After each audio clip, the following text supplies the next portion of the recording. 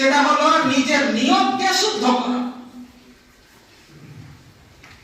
নিজের নিয়তকে শুদ্ধ করে নেওয়া, নিজের নিয়তকে পরিষ্কার করা। রমজান মাসে আমল করবো এই উদ্দেশ্যে নয় যে 12 মাসে একবার আমল করা উচিত, এটা না।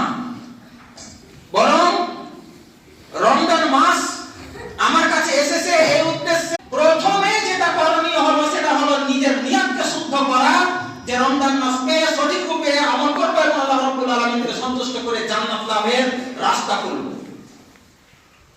এটা প্রথম কাজ। যদি নিয়ত শুদ্ধ না থাকে তাহলে রমজান মাস তো দূরের কথা, কোন ব্যক্তি যদি সারা জীবন প্রত্যেকটা দিন 12 মাসই রোজা রাখে, আল্লাহ রাব্বুল